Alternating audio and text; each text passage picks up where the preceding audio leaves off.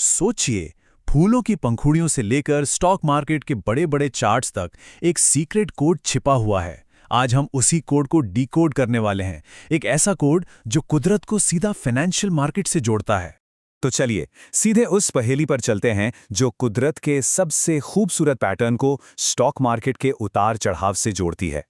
Screen पर ये जो स्पाइरल दिख रहा है, ये सिर्फ सुंदर नहीं है, इसके पीछे एक छिपा हुआ गणित है।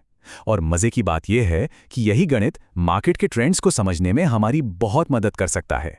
तो एक समुद्री शंख, एक पूरी की पूरी गैलेक्सी और स्टॉक मार्केट, इन सब में क्या चीज कॉमन हो सकती है? जवाब एक खास नंबर सीक्वेंस में छिपा है, एक ऐसा पैटर्न जो हमारे चारों ओर हर जगह मौजूद है। तो आखिर ये सीक्वेंस है क्या? इसे समझने के लिए हमें इतिहास में थोड़ा सा पीछे चलना होगा, करीब करीब 12वीं सदी में। ये हैं लियोनार्डो डी पिसानो, जिन्हें दुनिया फिबोनाची के नाम से जानती है। इन्होंने ही एक ऐसी नंबर सीरीज को पॉपुलर किया जिसका असर आज भी सदियों बाद फाइनेंशियल मार्केट्स पर साफ साफ दिखाई देता है। अच्छा, अब इनकी ये जो फेमस सीरीज है ना, इसका रूल तो बहुत ही सिंपल है, लेकिन इसके जो रिजल्ट्स हैं वो कमाल के हैं।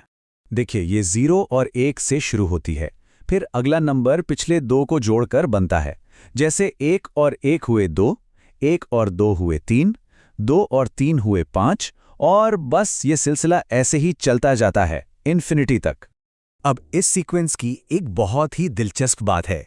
जब इस सीरीज में किसी भी नंबर को उसके ठीक पिछले नंबर से डिवाइड किया जाता है तो एक जादुई नंबर मिलता है, लगभग 1.618, और इसी को कहते हैं गोल्डन रेशियो।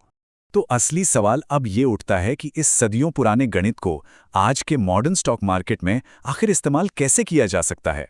देखिए, बहुत सिंपल है।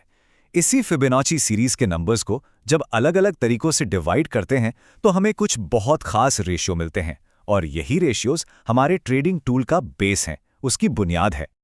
और ये रहे वो की लेवल्स 23.6%, 38.2% और 61.8%। साथ में ट्रेडर्स ने 50% का लेवल भी जोड़ दिया है, क्योंकि ये एक बहुत ही इंपॉर्टेंट साइकोलॉजिकल लेवल माना जाता है। ये सारे लेवल्स मार्केट में सपोर्ट और रेजिस्टेंस पहचानने में मदद करते हैं।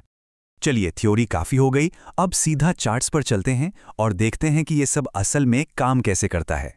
तो इसको इस्तेमाल करने का पहला स्टेप है चार्ट पर एक क्लियर मूव ढूंढना। मतलब प्राइस कहां से ऊपर जाना शुरू हुई और कहां पर जाकर रुकी, या फिर ठीक इसका उल्टा।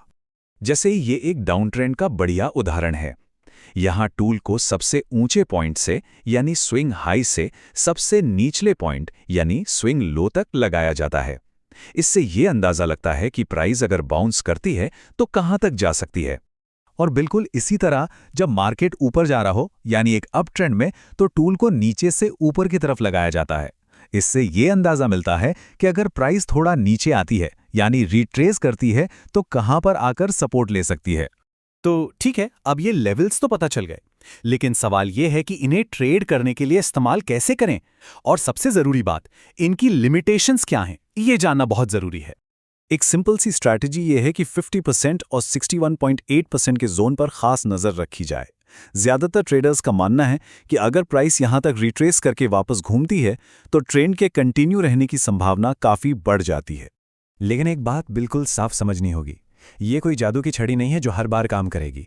ये एक प्रोबेबिलिटी का टूल है, गारंटी का नहीं।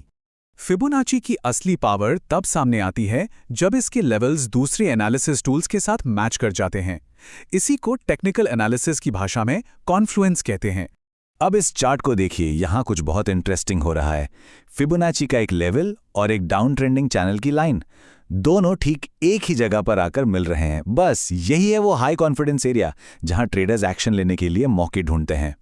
तो अंत में सवाल ये नहीं है कि कौन सा एक टूल परफेक्ट है, बल्कि असली सवाल ये है कि जब एक टूल हमें कुछ संभावनाएं बताता है तो क्या होता है जब सारी टूल्स एक ही तरफ इशारा करने लगें।